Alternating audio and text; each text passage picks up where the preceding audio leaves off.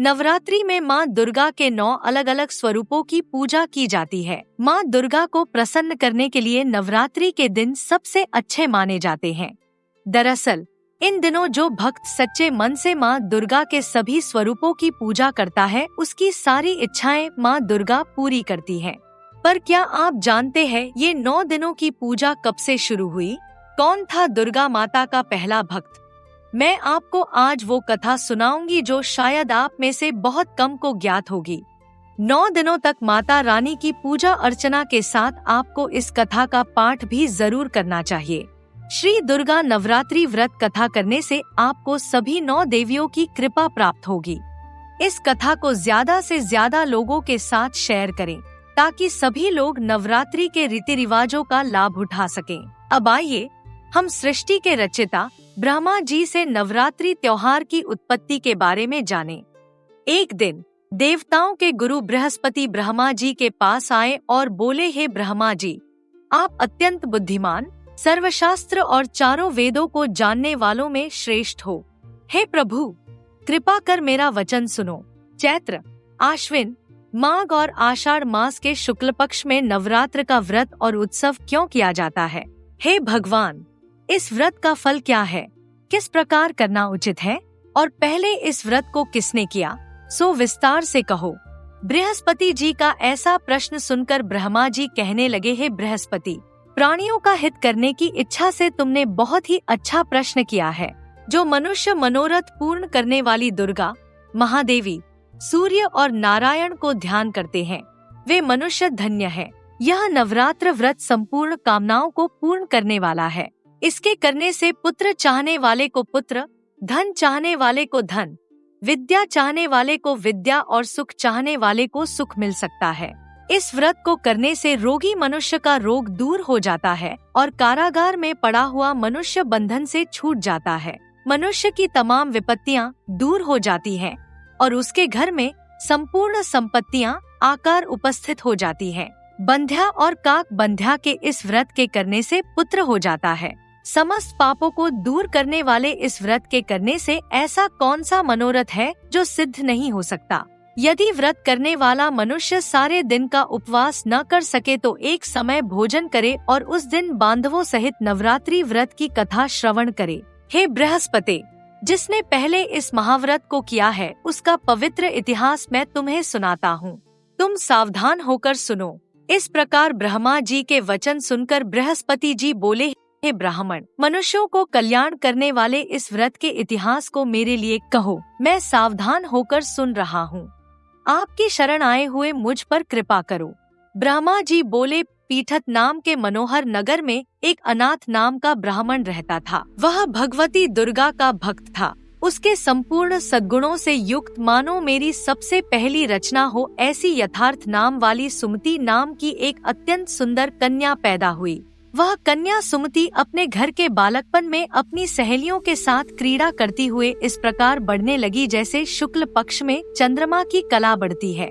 उसका पिता प्रतिदिन दुर्गा की पूजा और होम किया करता था। उस समय वह भी नियम से वहाँ उपस्थित होती थी। एक दिन वह सुमति अपनी सखियों के साथ खेलने लग गई और भगवती के पूजन में उपस्थित नहीं हुई। उसके पिता को पुत्री की ऐसी असावधानी देखकर क्रोध आया और पुत्री से कहने लगा कि हे दुष्ट पुत्री, आज प्रभात से तुमने भगवती का पूजन नहीं किया। इस कारण मैं किसी कुष्ठी और दरिद्र मनुष्य के साथ तेरा विवाह करूंगा। इस प्रकार कुपित पिता के वचन सुनकर सुमति को बड़ा दुख हुआ और पिता से कहने लगी कि हे पिताजी, मैं आपकी कन्या हूँ।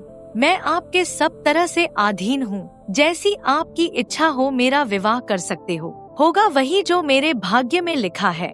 मेरा तो इस पर पूर्ण विश्वास है। मनुष्य न जाने कितने मनोरथों को चिंतन करता है, पर होता वही है जो भाग्य में विधाता ने लिखा है। जो जैसा करता है उसको फल भी उस कर्म के अनुसार ही मिलता है, क्योंकि कर्म करना मनुष्य के अधीन है पर फल देव के अधीन है। जैसे अग्नि में पड़े हुए तृणदी उसको अधिक प्रदीप्त कर देते हैं, उसी तरह अपनी कन्या के ऐसे निर्भयता से कहे हुए वचन सुनकर उस ब्राह्मण को अधिक क्रोध आया। तब उसने अपनी कन्या का एक कुष्ठी के साथ विवाह कर दिया और अत्यंत क्रुद्ध होकर पुत्री से कहने लगा कि जाओ जाओ, जल्दी जाओ, अपने कर्म का फल भोगो, देखे केवल भाग्य भरोसे पर रहकर क्या करती है। इस प्रकार से कहे हुए पिता के कटु वचनों को सुनकर सुमति अपने मन में विचार करने लगी कि मेरा बड़ा दुर्भाग्य है जिससे मुझे ऐसा पति मिला। इस तरह अपने दुख का विचार करती हुई वह सुमति अपने पति के साथ वन चली गई और भयानक वन में कुशायुक्त उस स्थान पर उन्होंने वह रात बड़े कष्ट से व्यतीत की। उस गरीब बालिका की ऐसी दशा देखकर भगवती पूर्व पुण्य के प्रभाव से प्रकट होकर सुमति से कहने लगी कि हे ब्राह्मणी, मैं तुमसे प्रसन्न हूँ और जब मैं प्रसन्न होती हूँ तो मनचाहा वरदान देती हूँ। तुम कोई भी वरदान मांग सकती हो। देवी दुर्गा के ये शब्द सुनकर ब्राह्मणी ने हाथ जोड़कर कहा, माता, मैं जानती हूँ कि आप देवी हैं, लेकिन मुझे क्षमा करें। मुझे नहीं पता कि आप कौन हैं। मैं आपकी विनम्र दासी हूँ, लेकिन मुझे नहीं पता कि आप मुझे ये आशीर्वाद क्यों दे रही हैं। मैंने कोई तपस्या नहीं की, फिर भी आप मुझे वरदान क्यों देना चाहती हैं? ऐसा ब्राह्मणी का वचन सुनकर देवी कहने लगी कि मैं आदि शक्ति हूँ और मैं ही ब्रह्मा, विद्या और सरस्वती हूँ। मैंने अपने अंदर सभी देवताओं की शक्ति समाई हुई है। मैं दुर्गा हूँ। मैं प्रसन्न होने पर प्राणियों को दुख दूर कर उसको सुख प्रदान करती हूँ। हे ब्राह्मणी, मैं तुम पर तुम्हारे पूर्व जन्म के पुण्य के प्रभाव से प्रसन्न हूँ। तुम्हारे पूर्व जन्म का वृत्तांत सुनाती हूँ, सुनो। तुम पूर्व जन्म में एक निषाद की स्त्री थी और अति पतिव्रता थी। एक दिन तुम्हारे पति ने चोरी करने के कारण तुम दोनों को सिपाहियों ने पकड़ लिया और ले जाकर जेलखाने में कैद कर दिया। उन लोगों ने तुम्हें और तुम्हारे पति को 9 दिन तक भोजन नहीं दिया। इस प्रकार नवरात्र के दिनों में तुमने न तो कुछ खाया और न जल पिया, इसलिए 9 दिन तक नवरात्र का व्रत हो गया। हे ब्राह्मणी, उन दिनों में जो व्रत हुआ उस व्रत के प्रभाव से प्रसन्न होकर तुम्हें मनोवांछित वस्तु दे रही हूँ।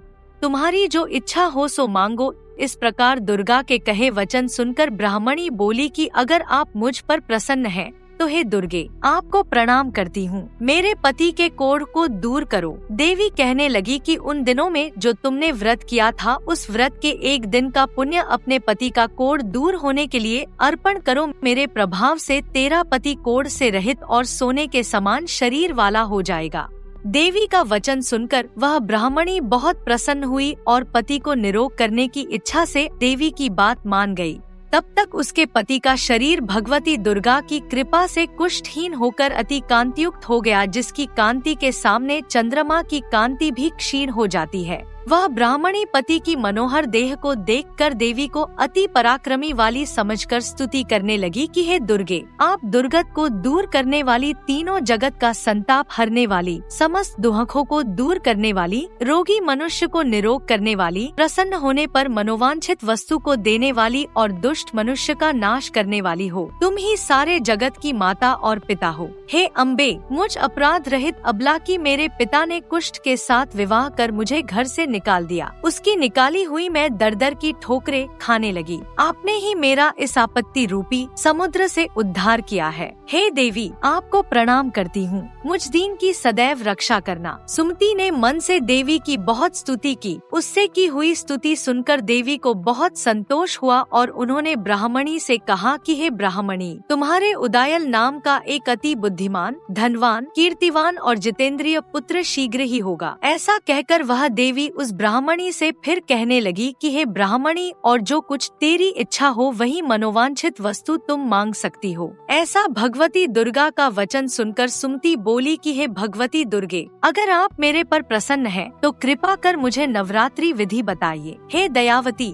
जिस विधि से नवरात्र व्रत करने से आप प्रसन्न होती हैं, उस विधि और उसके फल को मेरे लिए विस्तार से वर्णन करें। इस प्रकार ब्राह्मणी के वचन सुनकर दुर्गा कहने लगी कि हे ब्राह्मणी, मैं तुम्हारे लिए संपूर्ण पापों को दूर करने वाली नवरात्र व्रत विधि को बतलाती हूँ, जिसको सुनने से तमाम पापों से छूटकर मोक्ष की प्राप्ति हो जाती है। आश्विन मास के शुक्ल पक्ष की प्रतिपदा से लेकर 9 दिन तक विधि पूर्वक व्रत करें। यदि दिन भर का व्रत न कर सके तो एक समय का भोजन करें। पढ़े लिखे ब्राह्मणों से पूछकर घट स्थापना करें और वाटिका बनाकर उसको प्रतिदिन जल से सींचे। महाकाली, महालक्ष्मी और महासरस्वती की मूर्तियां बनाकर उसकी नित्य विधि सहित पूजा करें और पुष्पों से विधि पूर्वक अर्घ्य दें। बिजौरा के फूल से अर्घ्य देने से रूप की प्राप्ति होती है। जायफल से कीर्ति, दाख से कार्य की सिद्धि होती है। आंवले से सुख और केले से भूषण की प्राप्ति होती है। इस प्रकार फलों से अर्घ्य देकर यथाविधि हवन करें। खांड,